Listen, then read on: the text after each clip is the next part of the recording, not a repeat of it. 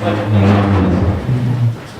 allegiance to the flag of the United States of America and to the republic for which it stands, one nation, under God, indivisible, with liberty and justice for all.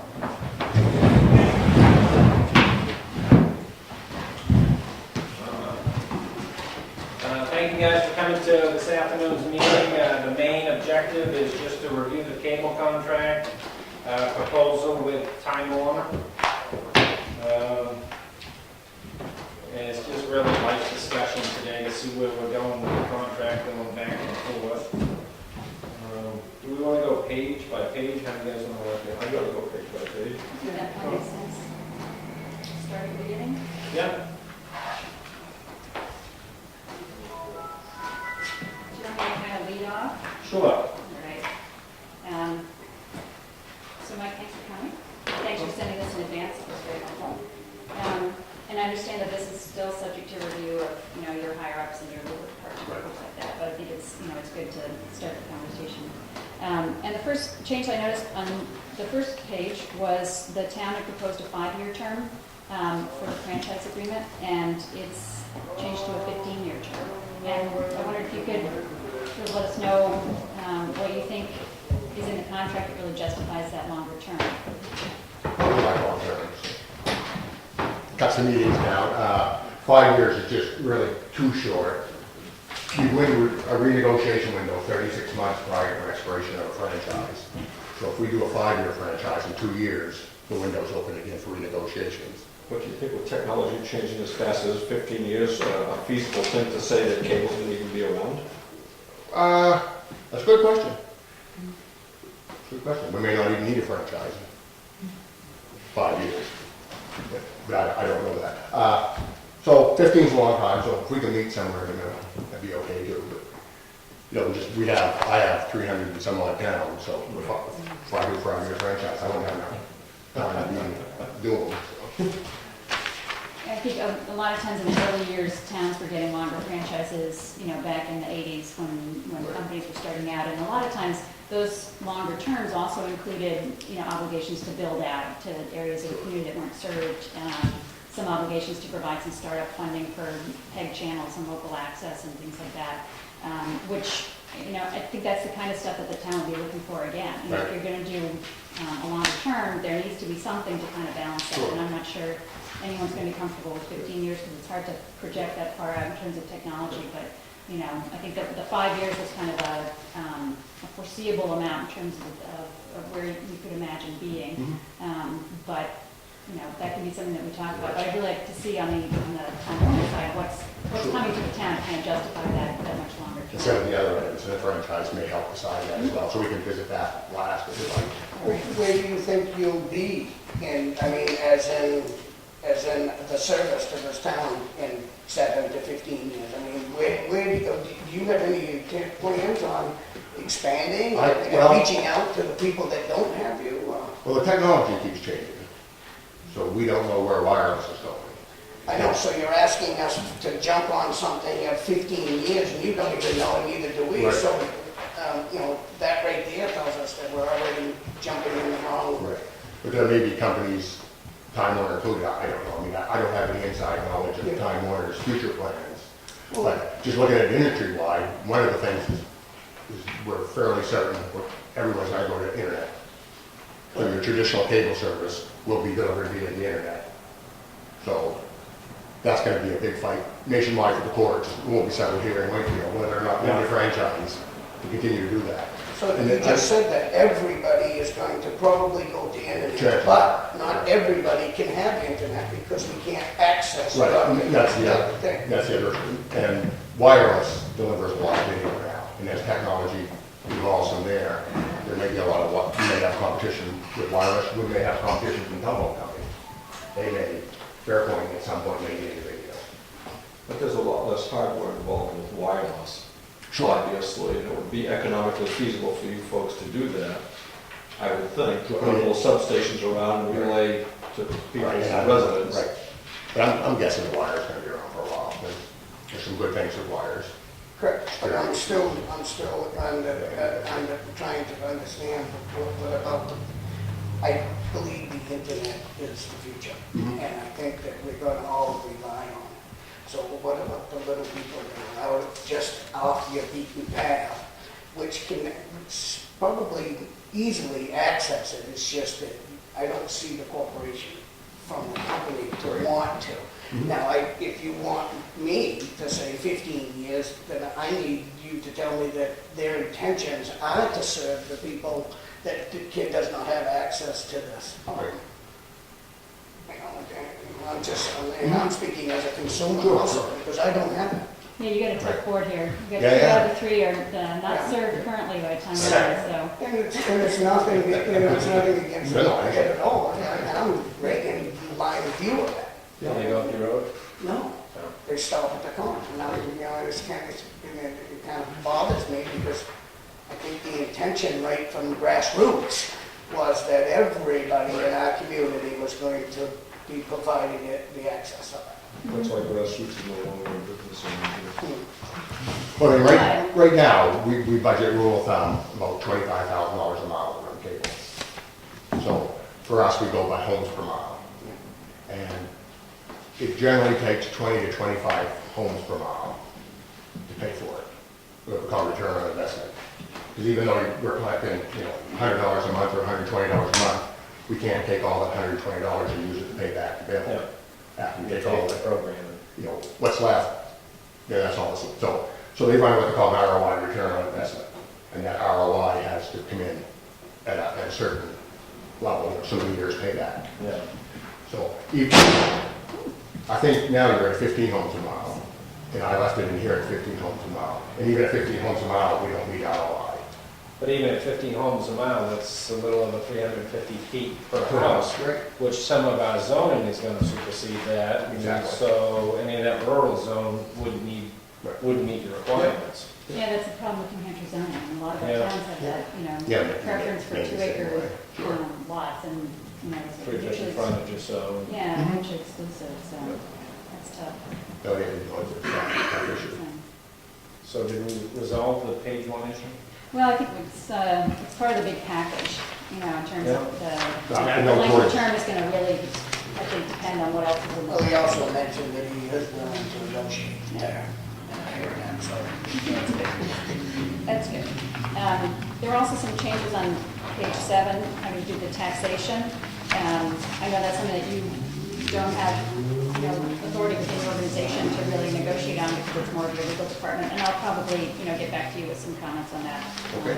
For people. But basically what we're trying to do is get to a place where we reference and incorporate the New Hampshire law, which requires that folks who are using public property for a private purpose, such as a public right-of-way, pay property taxes, which is required under law. And the New Hampshire Supreme Court has said in several cases that that is an obligation, and it applies to telephone companies that use the public rights of way, and it applies to other folks who have attachments to the telephone poles, including cable companies. So we're trying to incorporate what is the existing law, and how we go about doing that, we'll figure that out. But we need to get to that point because it's an obligation under the statute.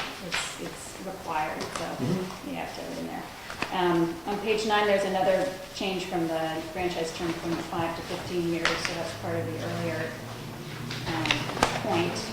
In terms of getting into the, probably the more substantive bits, that's quite a ways, and I'm skipping over the folks in the audience, the parts that haven't been changed by Time Warner, because they're the same, in essence, as the ones that were proposed by the town, I think in December 2011. I think that's when we sent the franchise agreement to Time Warner, so they pretty much are unchanged from there.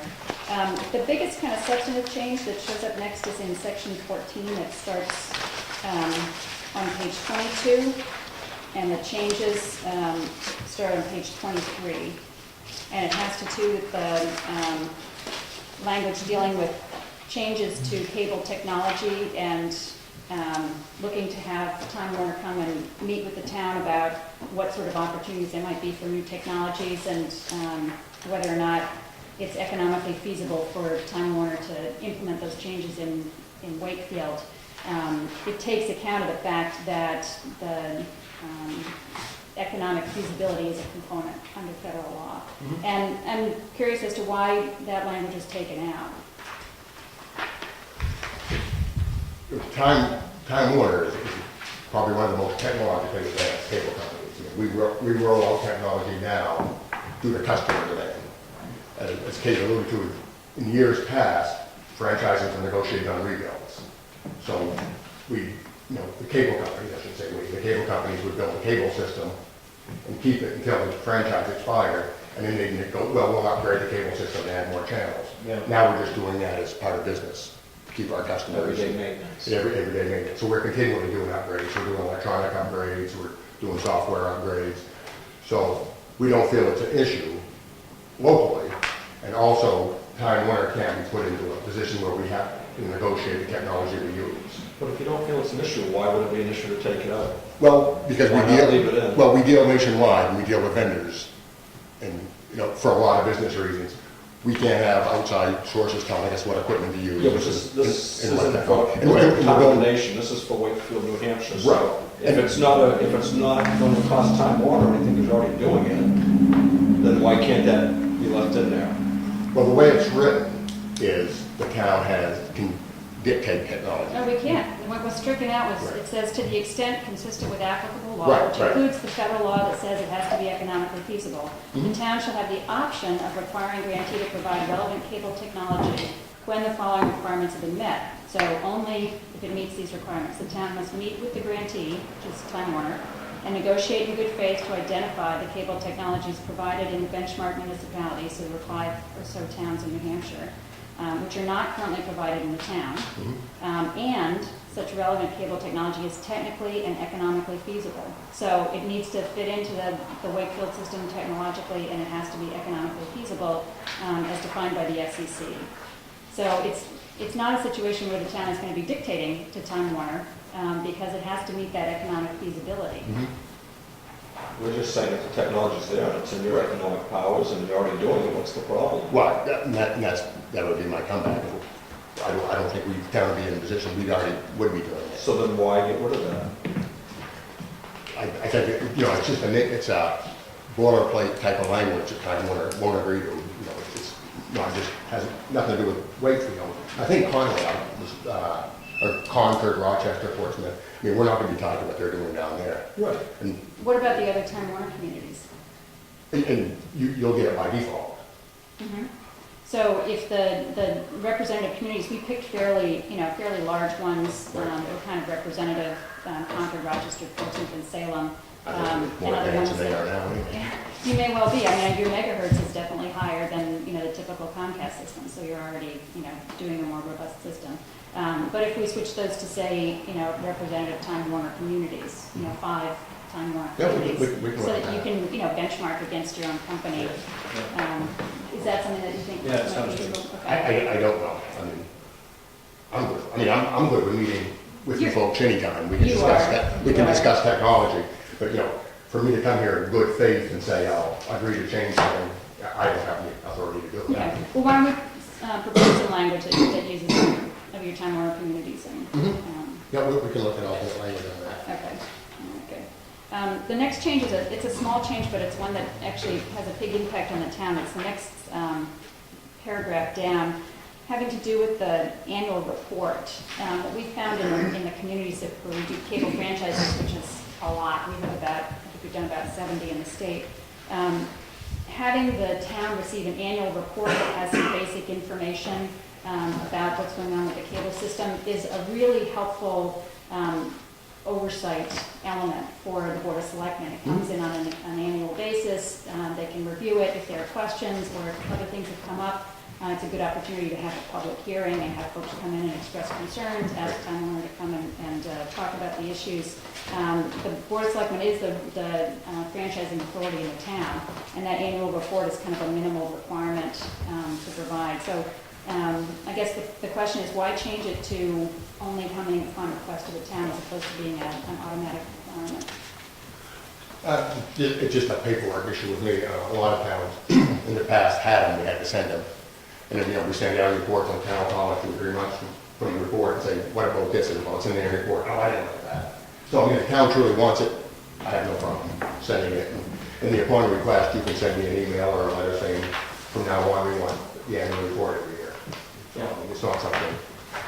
So So if you'd be willing to do it kind of, with one email for the length of the term, I would say that would be great, because the annual report it's at the very back of the document, it's exhibit, it's called B, 45. So it's pretty short, it's not like it's a lot of, narrative information, but it's a good reminder to the Board of Selectmen to, look at these issues and see if there are any, concerns that need to come up. So if you're willing to do it that way, I trust you as a manager. No, I mean, I do, if I have to do 300, it takes that much time. some time. So I'd rather just do the towns at one, and if you want them, that's Yeah. fine. All righty, appreciate that.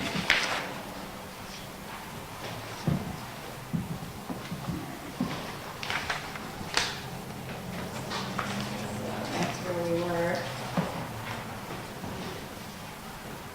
So we're moving through a lot of the pages, so that's a good thing. The next kind of significant change comes up having to do with the service area, and we sort of touched on that at the beginning in terms of talking about the build-out requirements. The way that the town had proposed this section to read is that there would be service basically provided to every residential dwelling and commercial unit that's in existence on the date that the franchise agreement is signed. And I understand the town is pretty well served. I mean, even though there are, several folks right here who don't have service, in general, it's pretty well served. So we're not talking about a huge amount of build out. And I don't know if you've done a map where you've identified the areas that are unserved at this point and kind of looked at that. Where do we stand as an unserved area? Do you know Yeah, I that? think, it's been a while back, so I don't have the information not fresh anymore. So if there are only kind of limited areas, why change that language? We're not talking about like new construction, so if Right. someone builds a new building that's kind of, a real outlier, park and, anything else, that wouldn't come in with this automatic service requirement. And that would, come within the density requirement later on. But why take out this requirement that every existing dwelling and commercial unit be served? And again, it's just the cost of doing it. Even if it's only 5 homes, it's the cost of doing those 5 homes. Historically, Time Warner won't agree with it. So has there ever been anything done to try to look forward to maybe someday helping them? And I think, Is there anything out on the table to say, okay, we can't do it this year, but we're hoping that next year maybe we can do a mile every year, or something that would at least show good faith. Right. Because No, to me, I don't see any faith in you ever coming down my street. And I live on a town popular road, and it's just, I just happen to not have that many people. Yep. And there's And you're on both ends. I'm just happen to be in the middle. right, but things are changing. Because we do internet and telephone, this is a cable TV franchise, so we can only talk in the context of cable television. Mm-hmm. But in real life, we do internet and telephone. So there are some issues with telephone that I think, will expand out for those reasons. And also there's Katie, you may know better now, there's a bill, I just read something this week in Congress. They're trying to attach a fee like Universal Service Fund we have in telephone, they're trying to attach it to internet. Oh, yes. And the purpose of that fee is to expand internet to everyone. That's right. So by default, if we expand internet and telephone, we're going to get cable television as well. Right. Now, from what I understand, I think I asked you a question because it's the FCC has this as part of their Connect America Fund. And I think I asked you whether or not Time Warner was participating in the Connect America Fund. Because I know Comcast, for instance, isn't. Right. So this would be a requirement that you, whether or not you want to participate, you're in. Is that what you're saying, like universal service? Yeah, Okay, so making it mandatory. I just read it real quick. Yeah. It looks like it's going to be a fee. I mean, telephone gets subsidized. Right, so that It Alaska, gets where subsidized. people wouldn't be able to receive their service. That's why everybody has telephone, because they get paid the federal government every year to do it. And we don't, it's all on our own network. So if this bill passes, or this law passes, then we'll be subsidized as well for expanding internet. So I think you may get it sooner through internet or telephone than you may be through a cable You TV. would have to provide internet, is that what you're saying? Not have to, but that there would be a mechanism for Well, funding if we it, didn't, we wouldn't governmental get funding. funding source, basically. And also, I mean, not that Fairpoint has been able to do as much as it initially said it would in the state, but it is slowly building out. And I don't know if any of the roads in Wakefield have been served. Everybody's waiting for federal money. Yeah. Well, it ain't coming. So let's, you know, as if the cable company don't make enough. I mean, this isn't federal money, if you will, this is gonna be a tax on all of us. yeah, I understand it, but I hate the idea that we say we're waiting for grants and federal money. Right. Well, there is no money. You know, we're taking money that's really just money in the air. So, I mean, Maine's doing it now, they have what they call a Connect Main Fund. And all internet and telephone users are taxed. It's fees on your telephone and internet bill. And they actually, the towns get grants to expand internet out, and we do it through it's cable. nice that it's at least there's a part to try So, to. what about, we talked about doing every existing residential and commercial unit, you responded with no, we're gonna stick to our density of 15 homes per mile. What about something less than all existing residential and commercial, but some kind of, as you were saying, sort of an affirmative obligation to build out a certain amount each year, whether it's, 2 miles or something like that, on an annual basis? So it's not everything, it's not the world, but Right. it's kind of, it shows, that over the term of the franchise, there's going to be, a Progress. closing, of the areas that are not served. Do you think that's something that somebody could at least take a look at? Yeah, well, I mean, we'd take a look at it, but,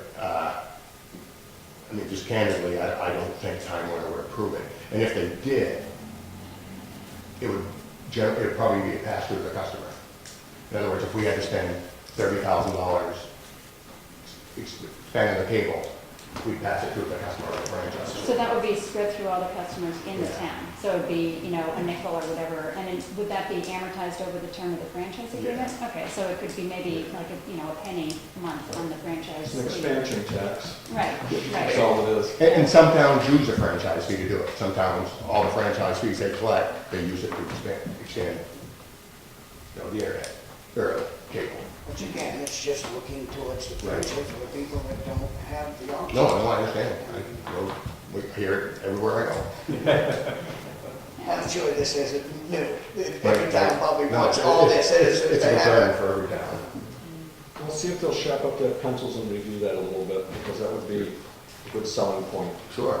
Yeah, and in terms of, as we talk about length of term and stuff like that, that would definitely be a positive Right, step. right. I don't think we're asking for the world anyway. It's such a short, it's such short Probably have it all opportunity. accomplished in 5 years. Yeah, It's basically what the thought pattern is, if you went out a couple miles a year. Right.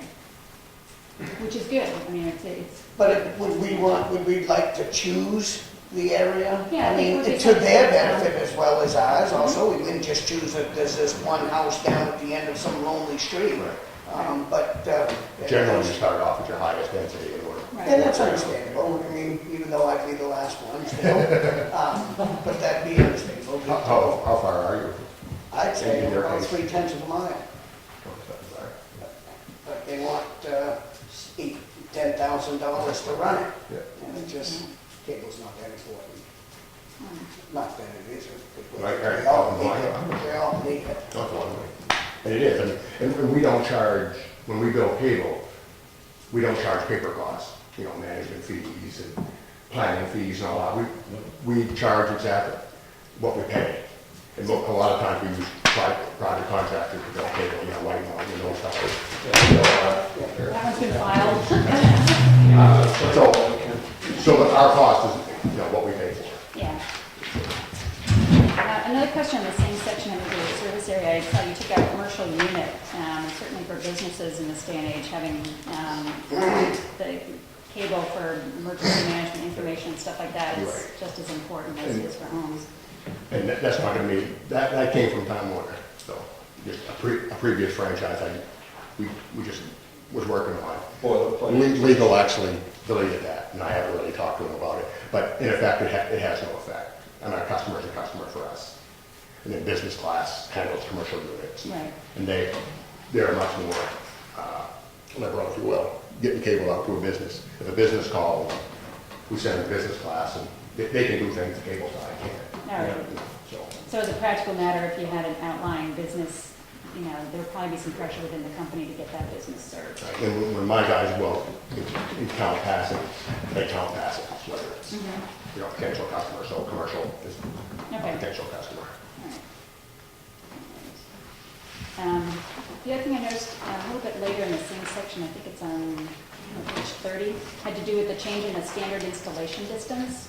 I think I took the 300 from our existing franchise, which is an old one, 300 feet for a standard installation distance, and that had been revised down to 200 feet. So folks, as we're saying, a lot of these houses are in, widely spaced lots, and they're longer driveways and stuff, so that can end up being quite a significant cost for the homeowner. If the home is beyond the standard installation distance, they have to pay the difference. Yep. So can you give us a little information on that 200 down to 3? As the frequency goes up, there's more loss to a cable. So if your original franchise had 300 feet, you probably, when it was written, you were 12 channels or 36 channels. Now that we're up in 860 megahertz, with a 300-foot drop, a lot of times the signal is not strong enough to serve the home. Especially your internet and telephone, a lot of that works at the top end of the frequency. The downstream coming to you is at the bottom, and then what goes out of your house is at the top. So it doesn't work well. So we know almost everywhere we can do 200 feet. So we make the average standard drop. The SEC standard is 125 feet. But and what we're also doing today, I don't know if we'll be doing it tomorrow or the next day, but we're giving $1,000 towards construction. So if someone is over 200 feet, we'll pay the first $1,000 of cost. So that's going to get you to, someone 400 or 500 feet is going to get a no-cost cable anyway. Or your salesmen are getting that out to the people. That's true. That's the first I've ever heard of it. Yeah. To the extent there are issues. But that's what we're doing today. But what They would, may send me an email. We've done it now for about 18 months. but Yeah, if you would tell them anyway that at 300 feet, you're not going to get probably good service or whatever. So what would make you want to change it at least? Because most telephone poles are between 200 and 300 anyway. Right. So that's the furthest you would go up a driveway. It's a standard installation. So 200, installation costs, $70. Most times it's free because they have some deal. Yeah. So for a standard installation, we define that as 200 feet. Okay. Anything over 200 feet, we'll call, non-standard installation, and there may be a cost. But as they just, if we're doing $1,000 per customer, then it's whatever $1,000 will reach. And we may ask the customer to pitch them in if it's further than that. 1,000 may go to the 300. Right. And when an installer comes to your house, they'll check the signal out the pole, and they can determine then how far we can go. Yeah. So he may go 300 feet or 350 feet. Sometimes it depends on how far from the node. Yep, there's a whole bunch to it, but Yeah. that's basically correct. And so they may still do it, but just to define a standard installation. I mean, they're not gonna, Right. the basic installer doesn't even know what franchise, read. Exactly. So they're not gonna show up to the pole and say, oh, you're over 200 feet, I can't do it. They're gonna do it to what's technically feasible. Yeah. And if you're 300 feet and they don't have enough signal, then they'll say, okay, here's what we need to do to get you enough signal, and there may be a cost. So we're just trying to define standard on this. The next biggest changes are in section 23, having to do with the PEGs access channel. Those actually show up on Exhibit D, which I think is the last page. Right. And currently, you can see we've got an active PEG access group here, which is great. One of the things that we've been looking to is the option of having a second PEG access channel activated, and I wondered why that was taken out. Well, you have one now. Yeah. And so we can talk about a second one, but the town would have to demonstrate the need for a second one and what they're going to do with it. Because, channel space for us is at premium. And even though a channel on the TV may be blank, it doesn't mean we're not using it for something else in the system. So, I mean, right now, we're fairly tight on channel capacity. So maybe we can look at some language, if you could tell me what you're going to use the second channel for, and some sample programming, and that we can look at that. And maybe we can ask to delay it for a time certain. I mean, if your intent is the second channel tomorrow, then let's talk about that. We said second channel within the first year anniversary of the effective Right. date, which keeps receding, when our effective date of the new franchise is Right. not in the Yep. near future, so. So that's all, I mean, I actually blank it out for negotiation purposes. so we can talk. Yeah. All right, so what you want to see is really, is there going to be a plan in place for the programming to fill that second channel? Right, I mean, we have towns that have both of them, two Yeah. channels, and Yeah. Yeah, to us, it's just the way. About the same size communities too, that you see in two channels? Sure, and bigger ones. The big ones. And bigger ones, don't use it. Really, yeah. And some towns have four, and they use all four, so. So you just want us to define a need. Sure, sure, but I have to go back to Time Warner and tell them. My thought of the second channel is Parks and Rec and schools. Sports and athletic programs. Exactly, yeah. Versus the actual government aspect of it. So one channel would be government, the other one would be public educational. Exactly. it's nice to keep those segregated so that it's, the government's all in one place. Yeah. Easy The to last thing the kids understand. want to do is sit through a meeting like this. They'd rather watch sports or something, or some educational tour. That's right. And then the other part of this was, then the funding. Yeah, it had to do with, first of all, we want to keep, I was a little confused about some of the changes in the first part of that paragraph, because essentially the most important thing for the town right now with the big channel is keep what they've got. Sure. So, nobody wants to lose what we have now. Yep. So we want to keep that and, no additional charge for the existing channel at this point. Right. And then, we'll get back to you in terms of the second channel and timing and things like that. I mean, we don't charge for the channel space itself, but any cost for equipment, fiber, those things, we can. I think we just like the opportunity to have it. Right.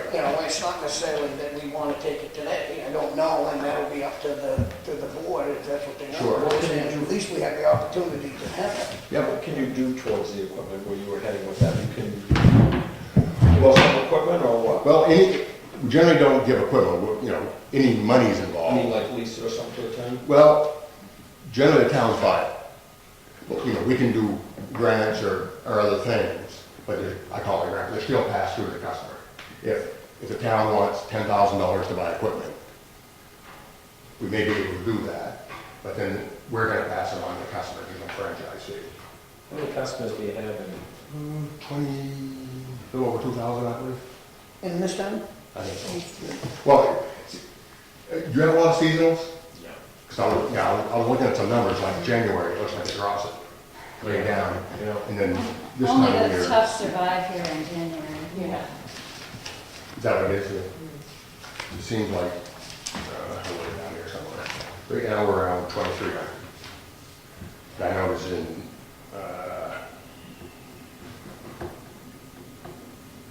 January, it's like way down. Yeah.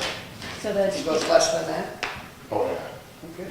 so if there Seems were, like it's half, maybe not I half. mean, You have a lot of okay, so, seasonal accounts. yeah, but our population is about 5,000, but that would be kids and all, so Okay. so 2,300 homes is what we're saying, that customers, basically. Home businesses. And that's bringing in Brookfield, Middleton? No, So no, it would just be Wakefield. That's just Wakefield. Yes. So this equipment that we're talking about, are we getting it at cost or are you tacking on? No, generally, I mean, a lot of the equipment we buy comes out of New Hampshire here. It's, I can't think of the name of the company now, I just drew one. But generally the town buys it. And we've got a guy who can help you spec out what you need or what. Well, I guess what I'm going with this. We can't buy it any You have cheaper. better buying power Well- than we do, and I'm just wondering why we can't buy it through your buying power. Yep, and you can. Okay. You can, but we don't buy it and then sell it back to the town. We go through, main video at a Portland's one company. Right, but we could use under your, Right, and they'll sell it, you guys probably get a better deal than we do, but they'll sell it to you with same price they sell it to us. And there's also a company here in New Hampshire we buy a lot from, and the same thing. They'll give the towns our same pricing. It's like a bit of a girl. Yeah. They may jack it up for us, we don't know. But, well, it's not an issue here, there's no sales tax, right, for towns here. Well, No it's sales an issue, tax for it's an issue of Maine. right. The towns buy, they don't pay sales tax. Yeah. So if there were, for example, say a $10,000 chunk of money that came from Time Warner, that would be spread out over the length of the term. So say it's a 5-year Right. franchise agreement, it would be cut up into smaller bits Yep. and applied to each Right, subscription. and that's, right, that's correct, and that's one of the reasons the years are important. Yeah. Because we have to amortize it over whether it's 5, 10, or 15 years. So the cost per month. And there's a couple ways to do it. One is, just a grant of 10,000. And before the time owner would give a grant, I guess Pat's actually called a grant, a skill pass, or it's a loan, if you will. We'd want a list of what you're going to spend it on. Because those generally have to go towards capital expenditures, not operational expenditures. Equipment. Right, as opposed Well, to people or as something. opposed- I guess now would there be a charge to the, say we had 2 channels, we got 2 channels. Would there be, like right now, they're free channels, well, they're under the package, whatever. Would there be a charge to those channels which help offset that franchise fee? Or cover that franchise fee? You see what I'm saying? No. So in other words, if I'm sitting at my house and I don't care to have the Penn channel, Right. then I'm not paying Oh, an no, extra amount a month. Right. But if I do want that Penn channel, I pay an extra $2 a month, and that goes to help offset that franchise grant. This is what I'm going Yeah, with. if we don't do that, The way it's set up under federal law is that the PEG channels are on the basic tier, Yeah. so it's what everybody gets. Okay, so you can't do that. Right, and it's intended to be a protection basically so that folks who have, the least amount of money are not, don't have to pay more to get their own government programming basically. So some towns we've done just, the cash amount and then advertised it on a per month basis. Other towns, we've done it from franchise fees. So, say we just talking 10,000, we'd actually withhold $10,000 worth of franchise fees until it's paid off. So there's a couple ways to do it. And, some towns do a 4 or 5% franchise fee and we keep 1% until it's paid off. So it doesn't mean the town won't receive any franchise fees. So we can just keep, we can figure that out. Once we know the numbers. Well, once we know what the number is, we can kind of figure out, give the town a couple options, which way. Maybe this is a stupid question, but are there any interest fees? That's exactly what I was about to ask. So does your There's finance, no interest in your that? finance don't charge Yeah. interest on it? Yeah. That's good. So what was the stupid question? No, it's a No, good no, question. no, it's a good question. Well, and the other thing that I know some companies will sometimes do is to prepay franchise fees. So if there's a, Right. a Right. need for some equipment Yeah. at the beginning of the franchise term, instead of waiting until the end of the Yes. year to get the franchise fees, get them at the Yep. beginning. And then, the company will be Yep. collecting it from subscribers throughout the year, but Yeah.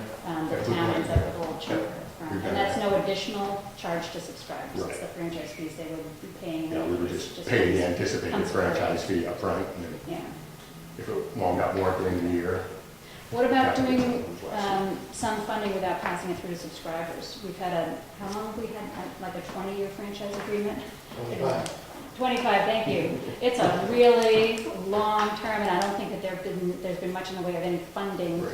coming to the town. And, back in the day when folks initially granted cable franchises, they were often fairly generous amounts of non-pass-through grants. So- And we did some, because your franchise has no provision for a channel at all. So we did buy some equipment, we ran a fiber in here for channel and stuff. So we, I say we, Adelphia or whoever it was, Yeah. has put a little bit in, but I had no success on getting grants. I mean, Without pass-through. without pass-through.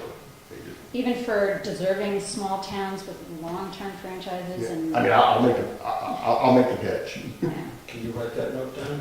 Thank you. I mean, even, given the size of the town, even a little amount, which may seem, pretty insignificant to Time Warner, No, I- would help. Because, folks are looking for equipment and stuff like that, so. Well, I mean, one person said, 10,000 is a small drop in the bucket, but we got a lot of buckets. So. Right, and I would say, if 10,000 So is the too big a drop. drop, we'll consider other amounts if Time Warner's Sure. willing to do it without pass-through. And, that's nice because then it's not a bump on the consumer's bill. Right. And I right. know No, you're exactly. sensitive to the rising cable bills and retaining your subscribers, so. Right. Just think of our generosity in the last 25 years, not taxing you for using our right of way. That's right, all these years. We'd have passed that through too. Exactly, that's where we're all going. What does basic cable cost? Oh, 70, I don't know. 34.99. 34? 70. Yeah, I was gonna say 74. Is it really? Just for the basic? Well, the broadcast is like 29, 15, Yeah, see, 15, the 16, most basic 19. is usually around 20. Yeah, 20 this- something. we do have. Basic, like, That is just the 2 broadcast. through 13 21, I or think. 20 or 20 something. And Channel 9? Yeah, that's Like a, it, yeah, that's a question I want to know is where do we stand as in, that's a big ordeal to this town by losing our local gym. The Channel 9 Channel 9. piece. Right. I don't know, you probably had a few phone calls, your company, not you personally, but I'm sure you have. Me We had a personally. lot we had a lot of people that are very concerned, Sure. and including myself. Mhm. We need that channel.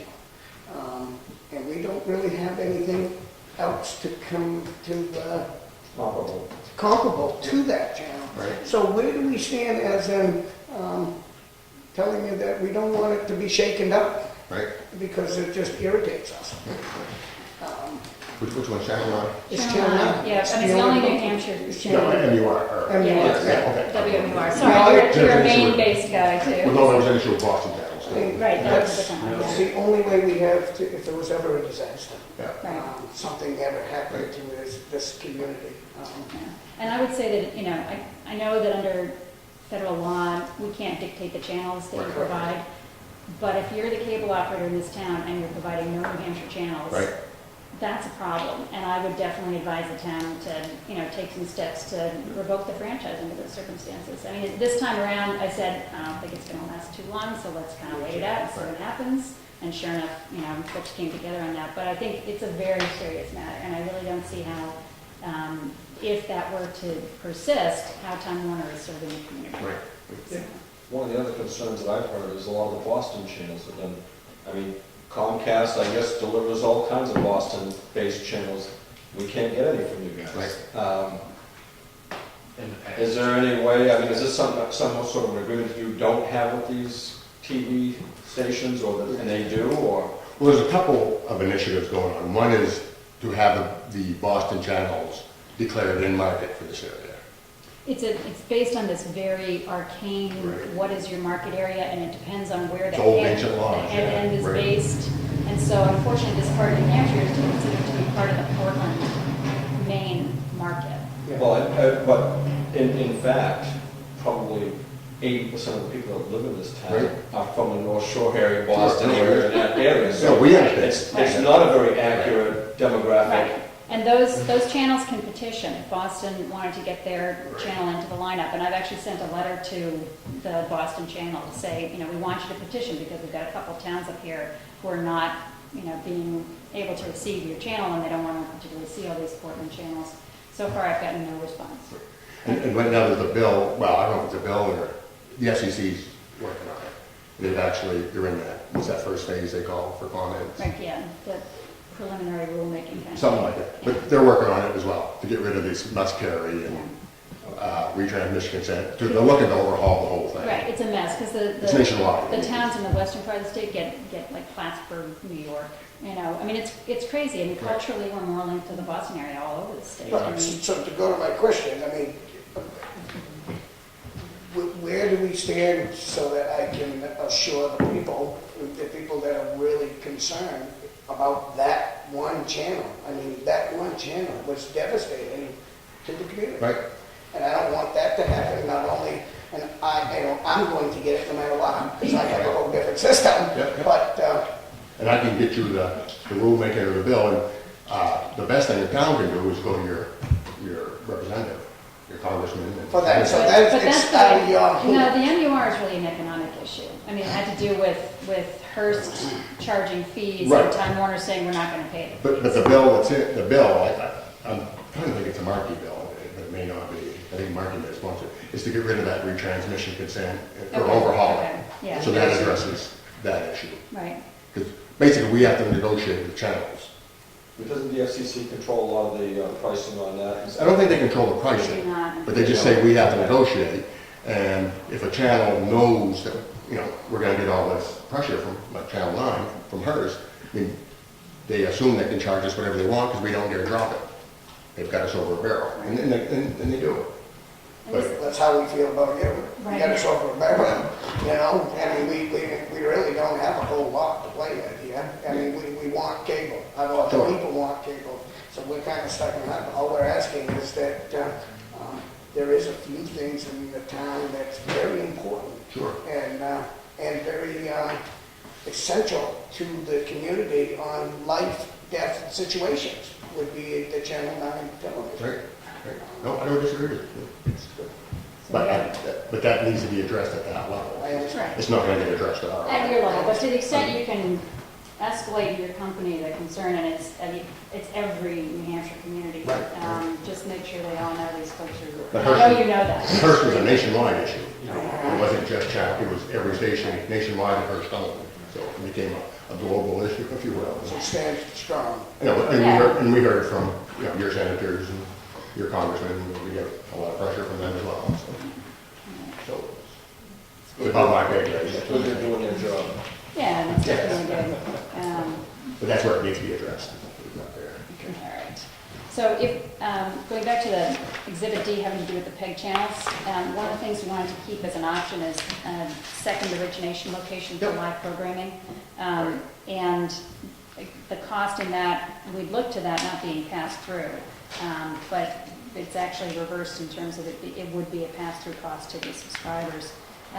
Do you have a sense of what the cost would be? You said it's about $25,000 a mile to do your, Well, to activate the school, that's what we're talking about, for the channel, for the local channel, or wherever they decide for the second. I'm not sure what the second studio might be. we did address that last spring. It'll be around 8,000 to activate the school. Okay. The cost of the fiber was like 5,100, and then throw in 3,000 for the electronics. Mhm. That's just a rough, so 8,000 is gonna be right ballpark. And that would, the way you structured it, I mean, we had initially hoped that that wouldn't be passed through to subscribers. And I haven't had any luck at all, Yeah. getting not, any cost, not passed through. It always, No, I mean, Time Warner is just tough on that. yeah. I think one of the things we'd want is just the current build-up map. I don't know if it's changed from the last And you time. should- Yeah, you should have a fairly recent one. I can look what I have. I can get it to you I again. didn't bring it with me, but I'll see what I have. Did I send you an electronic one or paper one? No, if you have an electronic one, that would be great. So if I sent you a paper one, I don't have a copy. Yeah. And I think that we're pretty strong on wanting them to do a little something each year of the Yep. franchise year, you know? I don't think that's too much to ask them. For a total X amount of money, miles at the end of the contract, so if they want to do more. Well, let's say that they want 10 years, go 10 miles. Right, but if they did 2 miles the first year, or, They you know, can- plus they 10 can- at the They can end. slow down. Yeah, I mean, as exactly. long as by the end of the franchise, An like additional we 10 do, miles. we do a 10 miles previous for a 10-year franchise, or if you want 15 years, then we talk about 15 miles. I don't think we have that much in the thing, so you're gonna benefit from it no matter what, you know? Yeah.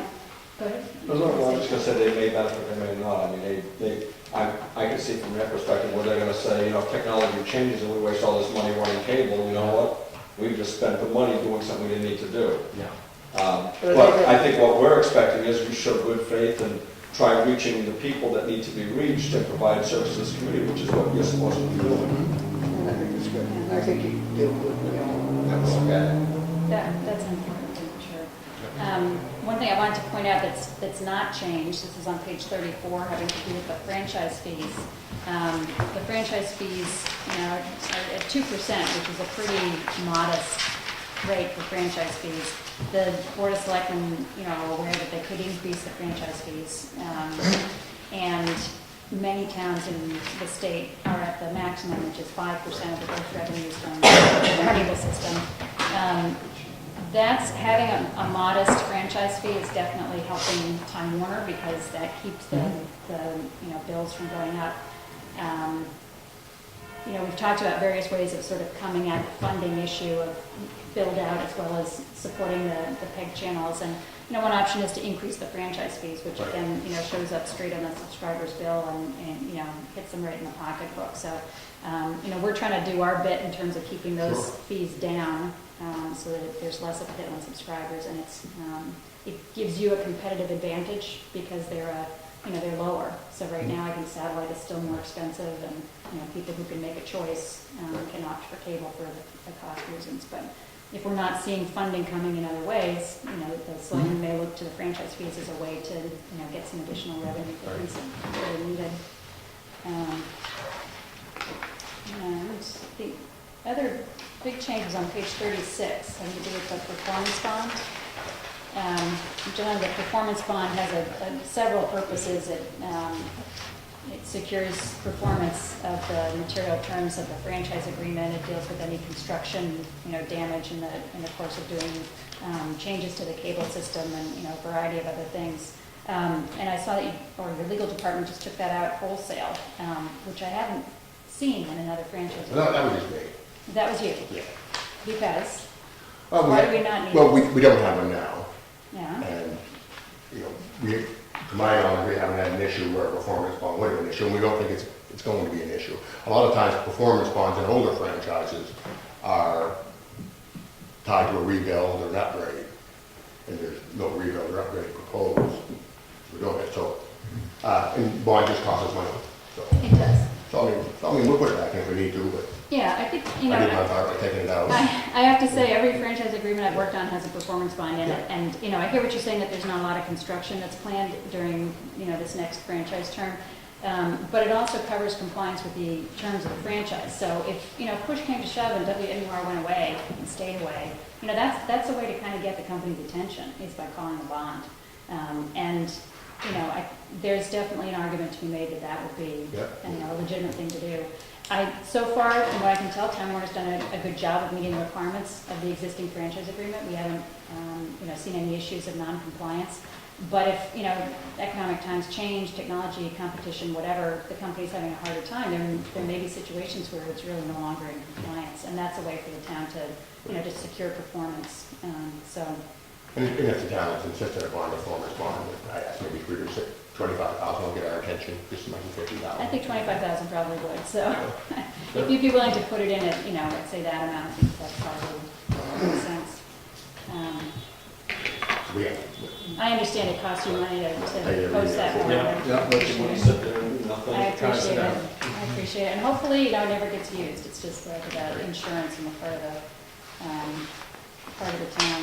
And I think it's, it's a prudent thing for the town to have. I think we pretty much covered the other bits in talking about the other exhibits and all that kind of stuff. I've tried to go through it kind of a bit of a quick pace so we don't all fall asleep. Did you folks have any other questions? Good. It's like the forced march. I've asked as many as I thought. Anybody from the public? No? The only thing that, Do you need to come to a microphone or after being recorded? I'm sorry, the only thing that, the big issue I have is the build-up. The original contract was 25 years, it was supposed to all be done in the first 2 or 3 years, maybe 5 years.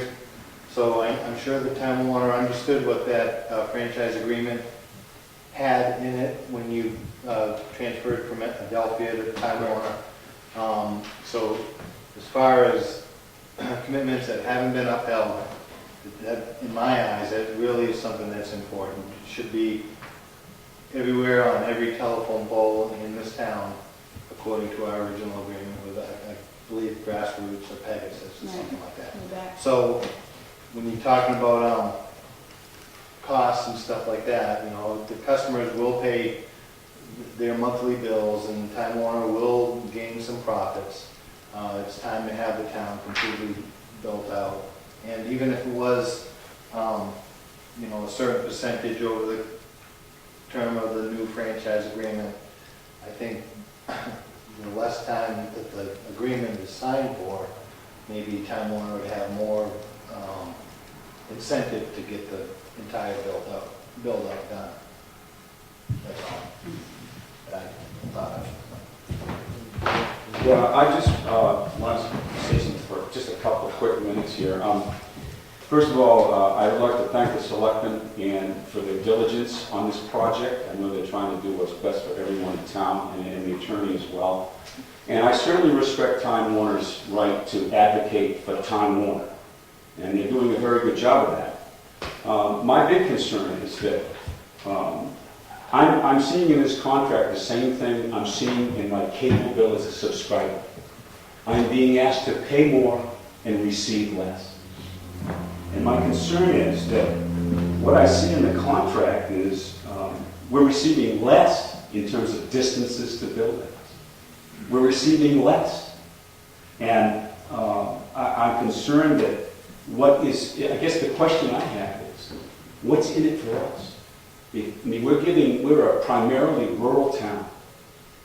So build out is a big issue to get people covered. And communication with the internet is the wave of the future. And for them to, it sounds to me, if I'm hearing it correctly, is that they want to charge us to run the cables so they can hook us up and charge us for the program. So apparently they want the town to be the investors in that company. So what do we get in return for doing that?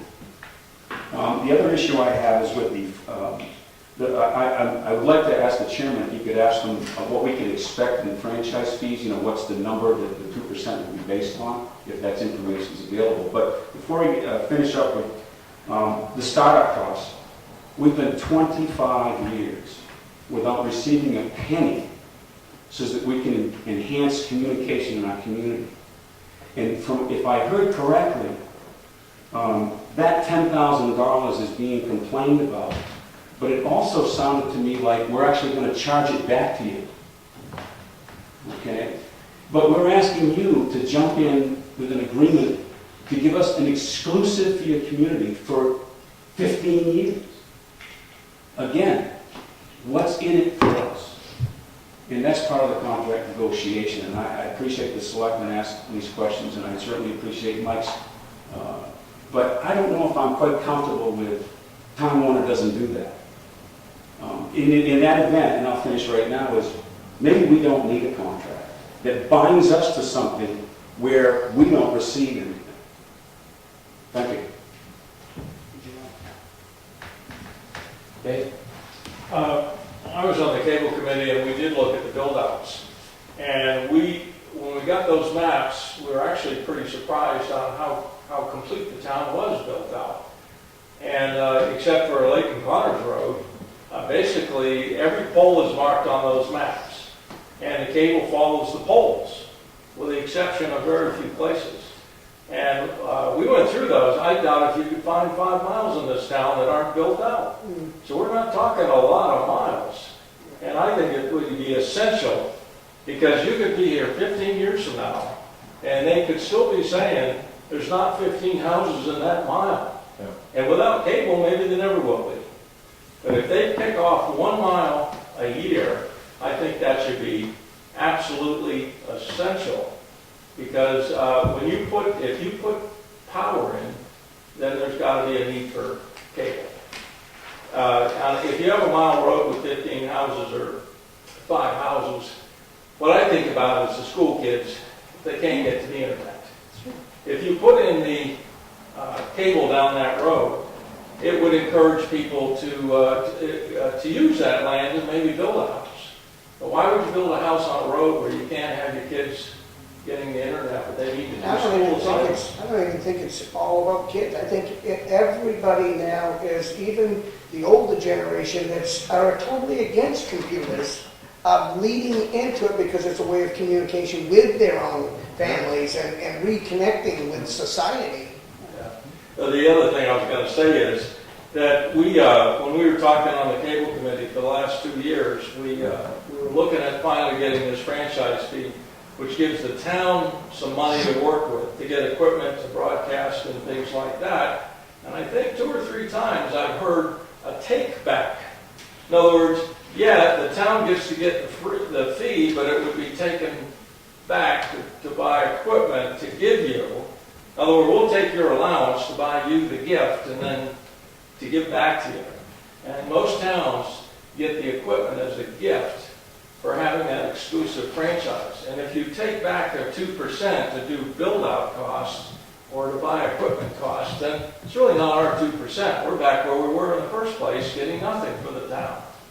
Well, the 2% franchise would go straight to the cable committee. Well, I think I heard kind of a... Well, that's if there was a We were talking about advancement. grant. Yeah, advancement. It doesn't sound like there's going to be a ton of free money for startup costs. We don't need much. We've been running on our own equipment. You know, this channel started with 3 people that bought their own cameras out of their own pocket, and I was one of them. And did everything on a volunteer basis and patched together a lot of old junky equipment. And the other towns are doing far better than that. Would you say about 2,200 customers? 23 I mean, I've got the numbers here. 23 summer customers, 2,300 summer. Yeah. I don't want to give you paperwork. $50 a month. I mean, 2% for the town is going to be around 34,000 a year. Guessing. I mean, that's just ballpark. I mean, I think it's going to be a little bit more. Because Wakefield's tough because What do you say, 33? January it's low and then, Yeah, probably after, I would even say after October. so I took the first 6 months Yeah, and just tried, and then just said times two for a year. so you're saying 34,000 a year? So, yeah. And so each percentage point, if you decided to go up or down, About would be 17. around 17. I mean, that's very rough. Yeah, I mean, 5, Yeah. I figured out 5%, 85,000. Paid out quarterly, it's the people that have cable would be paying for the channel. Right.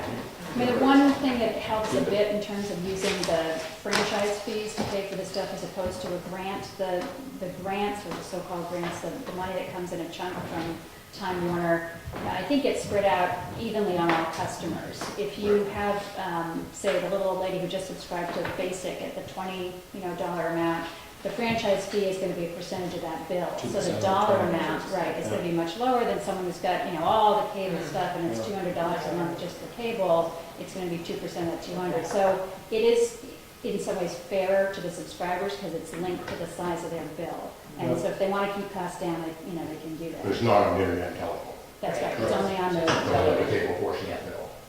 And that's tough to figure out sometimes. I mean, we have to do it. But if a person has cable and internet, if you had cable alone, it's 70 some odd dollars.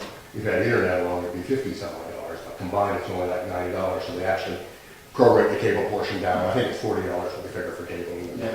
So, The bundling packages and all that kind of stuff. so for every customer that has a $70, the cable franchise fee isn't on a full $70 for every customer, depending on the package. Yep. So that's why it makes it tough to figure out. Then the poor guy that can't get it pays about Well, he doesn't pay anything, so $50 a he's month gonna go. because he's got he's Two got satellites. to have things coming out of his house look like he's an alien shopping. And dishes. Now, is it true that this is an exclusive? I know our original franchise agreement was a non-exclusive. It's not exclusive from a legal standpoint because federal law won't allow cities and towns to have exclusive franchises.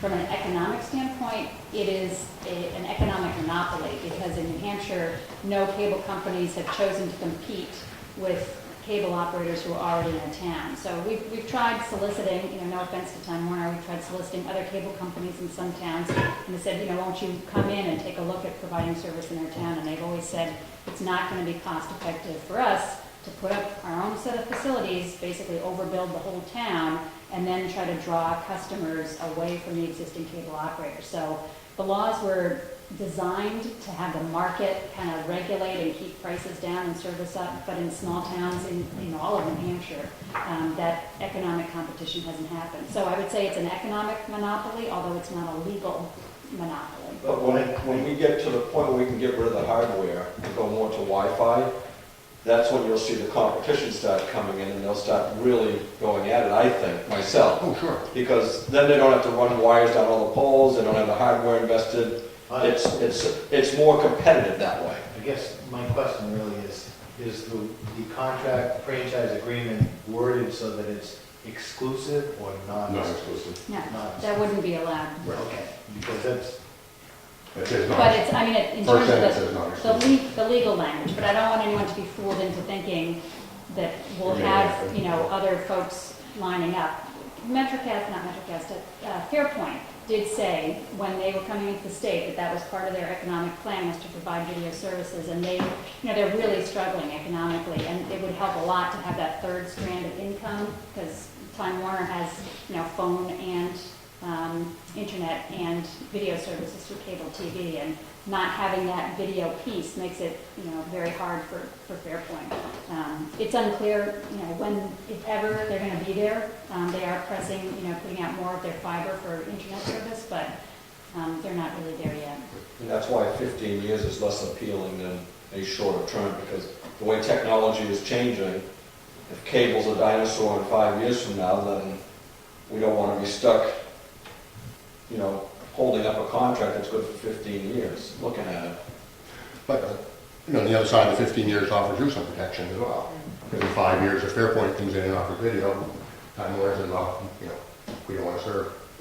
Not that they ever would, but we don't want to serve anymore because Fairpoint's got our customers. The odds So are probably there's you won't protection even be in there. there. I'm sorry. The odds are probably you won't even be there. Oh, yeah, who knows? 15 years, you know. And, same thing as wireless. So. I know I won't be here in 15 years, so I don't. I won't be sitting here, but I may be retired.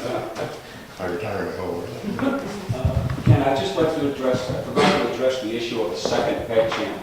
And I did want to address that because there's something more about that we all need to focus on. Okay? You realize that our drop here, our feed, okay, services not only Wakefield, Brookfield, Middleton, part of Acton, Maine. Okay? Now this is something that was put upon us by Time Warner, lumping this broadcast area together. And I can very quickly see that once franchise fees come in and an organization that comes about to start producing video for these things, that these other towns are going to want to jump on the bandwagon. Now, of course, they will need to pay their own way, but you will definitely need a second channel fairly soon. I'd say within a year, you're going to need a second channel. So to say, prove us the need, I think we've proven the need. There are multiple towns involved. Yeah. And that's all I'll say. That's a great point. Turn around Brookfield meet. You could, every selectman meeting, goes right down the line, can chew up a channel very easily with these additional towns. Yeah. You understand what I'm saying? Yeah, I know. Is it all of Middleton? Or just pieces? I don't. I think some of Middleton has MetroCast. Yeah. So the need is there, I believe. Will shortly be. Yeah, well, that's a great point. Yeah. We got several of the communities feeding off, and they're all gonna want time slots. Right now, they're not really pushing for it, but. One town doesn't want cameras in there. Meetings? We weren't that long ago either. What would be good for me is just something right. When I say prove it, I just like something right. Sure. You're going from no funding, one channel, talking about funding that. So you guys should have some sort of business plan and a little roadmap where you're going. If you could just share that with us. We have that. Yeah. Right, then I can forward it on. Yeah. That's great. Yeah, they've gotten some information on sitting up there. Just go to my father and say, I need $20, so I didn't tell him before I was here. So it's good sometimes you can send each other, spend it on it. And if you need help specing equipment, maybe you don't, we can offer that as well. We've got a guy in Portland that can help you. I think that's a good idea. And somebody can take a look over God and space and needs and. And he, the fellow in Portland, Mike Leonard, his name, he doesn't necessarily go cheapest.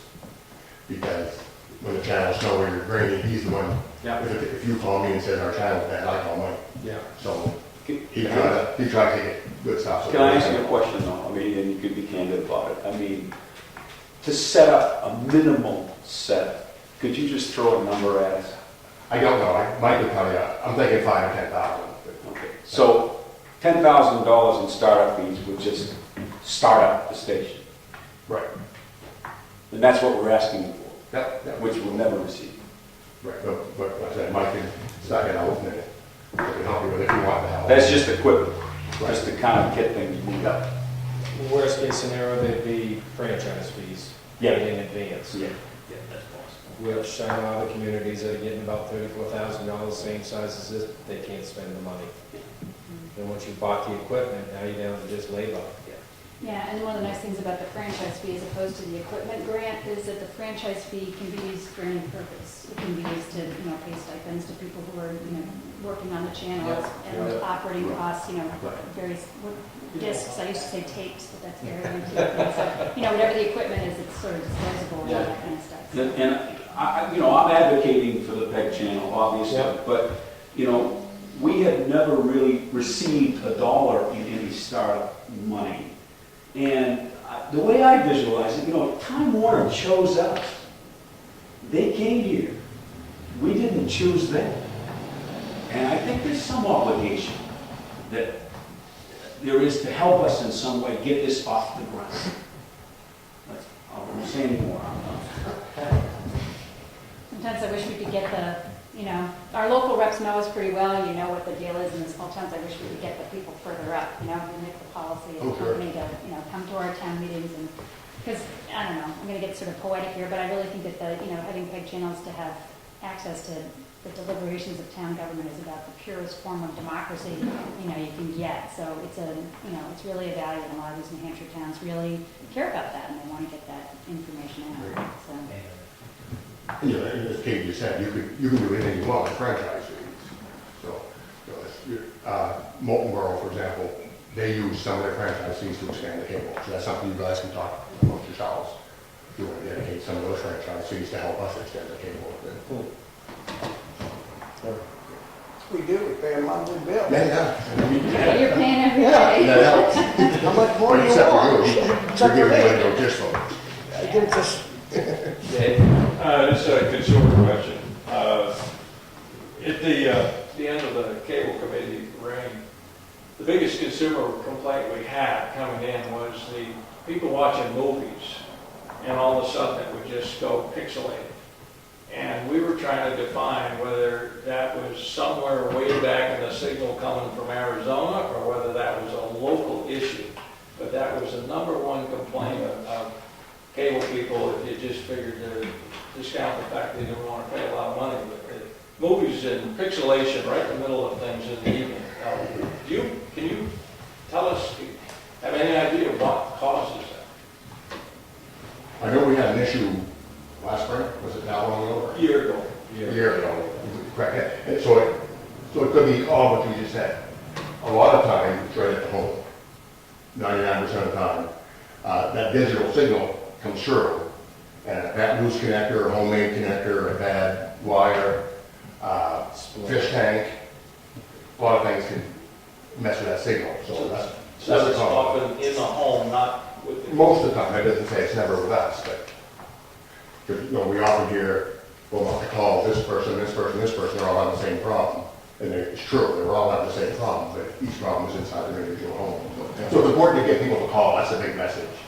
If they're having a problem, don't assume we know about it, or don't assume we're not gonna take care of it, because we are. But the more people that call, the better for us, and the more calls we get, the higher priority use on the scale. Of course, none of them all. Because there was a problem at the house, At the right? same time, right? And they're all running a blender at the kitchen at the same time, Yeah. making margaritas.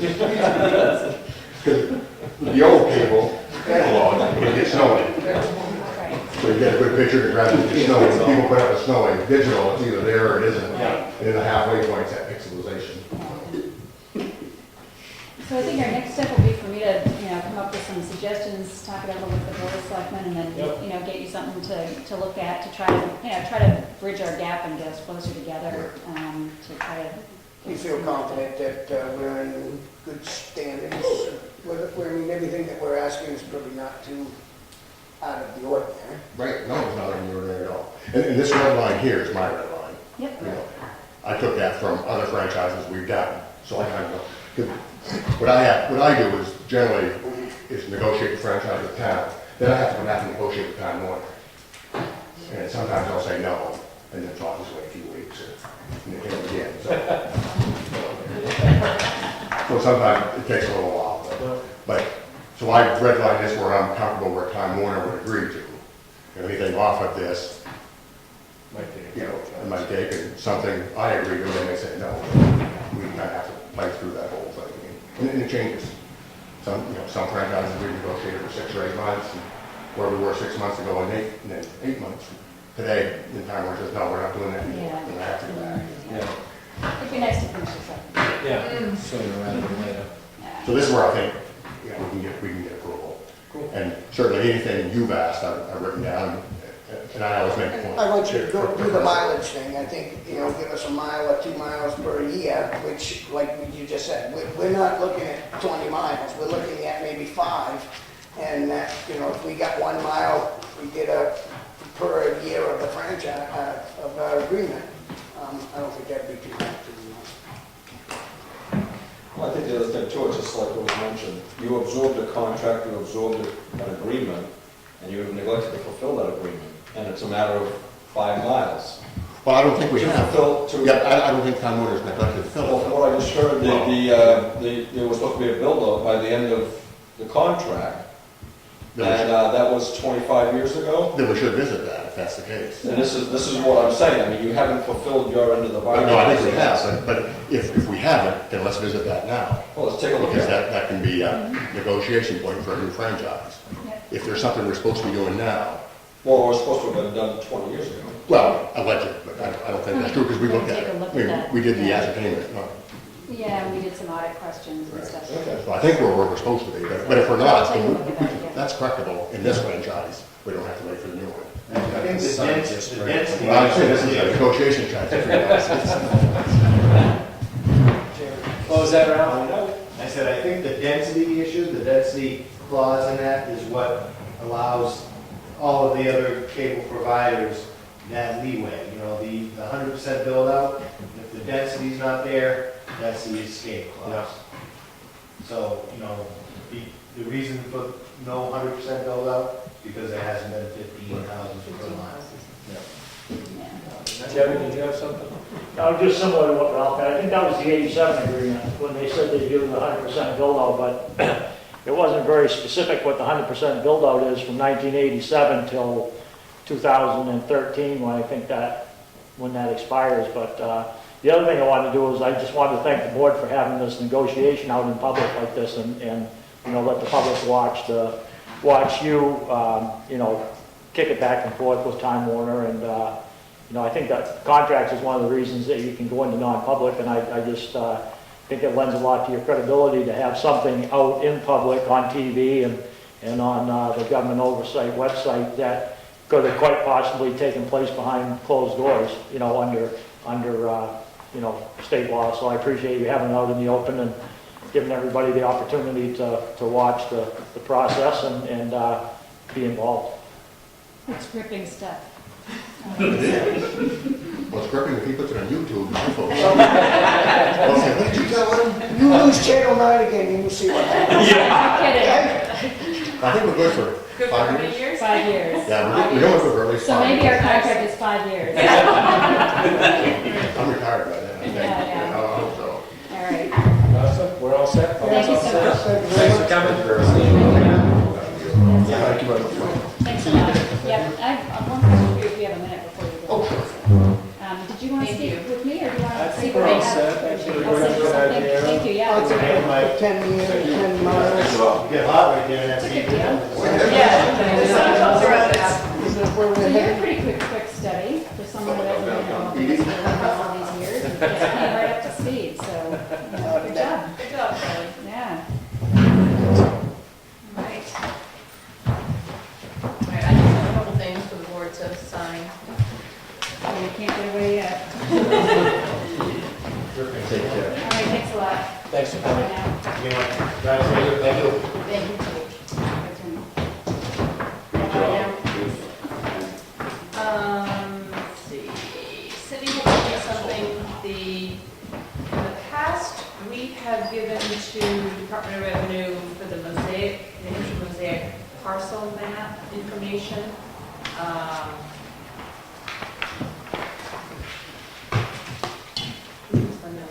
I'm not explaining that very well. Well, I don't know. It is a, Cindy said it is a process that she continually feeds DRA with information on our assessments via discs that cartograph provides us, that whatever cartograph gives us, she mails out that information. It's out of the building, and she loses it for a period of time until it comes back. She's not worried about providing that information to the state for their mosaic mapping project.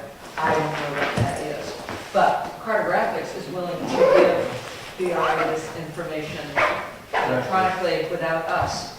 No cost to anybody, they just need us to say that's okay. I think that's a good deal, isn't it? That- You always gotta get there early. all right.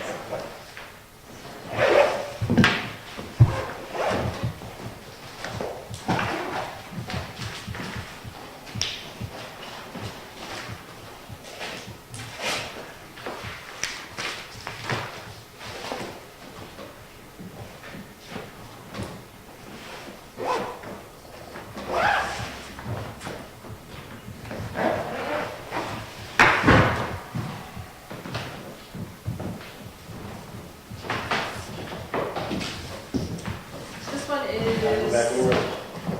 Thanks for coming. Have a good night. This one's the grant again for the emergency management grant that the chief is doing. I think I brought this up at the last meeting again, signatures required. This is the person that is actually running the whole program, June Garnu, who had come and done the presentation. When she was here, she had this contract to sign. Yep. And is unable to find the signed contract, and would like to know if we would sign Re-sign it. one? Yep. So I have 2 copies, one for her and one for us, because I didn't have signed. I only have a photocopy of an unsigned. It only requires 1 signature. You guys all set to re-sign it? Sure.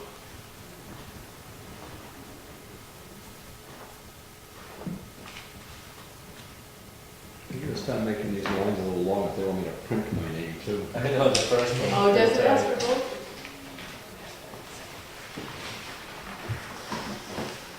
She was so excited how their pods and how their distribution point for pandemic was going to work, and she was so excited with the hepatitis outbreak in Exeter, how this was going to show how good their pods were. They can't even do a couple thousand people, 3,000 testings yet, so when they need to give $100,000 a shot. But it's been like that for 10 years. The other one is a correction revision. This is from Richard Cook from Fish and Game. This is the appraisal went out for review for the land acquisition, all appraisals for the land acquisition that, for the marshland property. Well, it went out to the review person, and when they did the review, the reviewer said that the appraisal cost went up. So the previous appraised value was $208,000, and now they're saying it's $210,350. So the easement value was $138,000, and now is $140,350. He's saying these revisions have no effect on the purchase price, on the fee title, but it's on Wakefield, nor of our purchase price of the conservation easement of the town. But he has to do a new form that has to go to the government in order to have the correct federally Numbers on it. approved. Right. This is the form that, No additional cost or anything? no like that additional we do? cost, it was just to change this number, which was the 138 It's to worth the it. 140. Right. Right. Let me say, they just Oh, tweaked, you're back here. they just tweaked that appraisal a tiny amount because they have to achieve this federal yellow book standard. And we negotiated a very attractive price on that. And she's probably, that appraisal person has earned her money twice over probably to do that, because they went back and forth for a month. It's pushed our closing date tentatively to October, but we did get an email from the seller, and she's okay with that. And she will have to sign another disclosure letter just for that little. Right, she has to sign a new one of these, and the board needs to sign a new one of these, and in order, this has to be submitted by September 6th in order for the federal funding to be available to us in September, in order to have the closing in October. So, I'll make a motion to sign this, changing the assessment up by a couple of $1,000. Get your second word down here. Any more discussion? All in favor, aye? Aye. Opposed? Nay.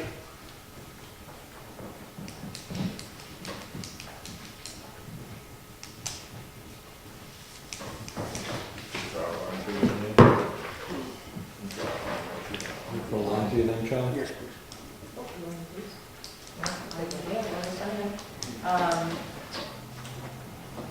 You had a couple meetings ago discussed the sewer ordinance. Yep.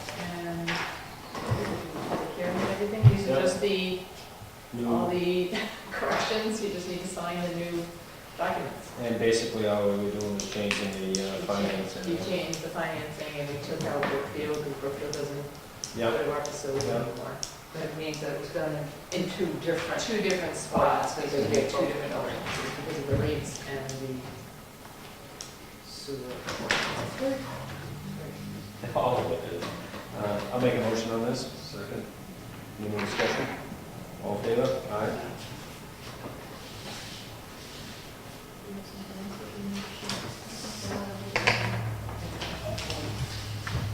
Do you want to do this or you want to? Are we doing it next week?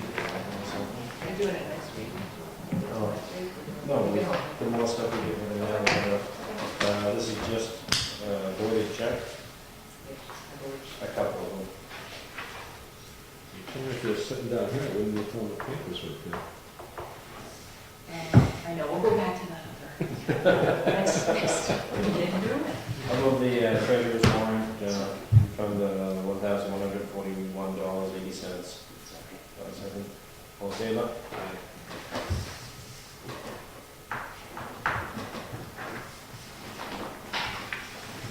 What do you got? Motion to adjourn? Made. Any more questions from the public? Just a quick comment, a little bit of different subject. Today, this group met in here about forming a nonprofit with the goal of providing administration for the cable channel. And we had our first meeting today, and we're hopeful that at the next selectmen's meeting, we can approach you with some documents and have you look over what our proposal is. And I know it'll be a process. I think the major discussion will probably be around the funding and what your expectations are going to be, as well as trying to get together with that, and it'll be an ongoing discussion. But that's moving forward. It's moving forward fairly quickly now. Some of the nuts and bolts have been put together, and things should be moving fairly quickly. Jim, just for the cameras, is this the 501c? that we Yeah. have? Okay. It would be forming, the idea is to establish a nonprofit, which would not be part of the town, it would not be a town department, but it's well, I'll just read you 2 lines out of something which, this is preliminary, and the wording could change slightly because, there are other people involved, but our mission statement as it exists today would be, the nonprofit would be established to enhance the exchange of community information by facilitating the creation and broadcast of quality public education and government programming on local cable networks in the greater Wakefield area.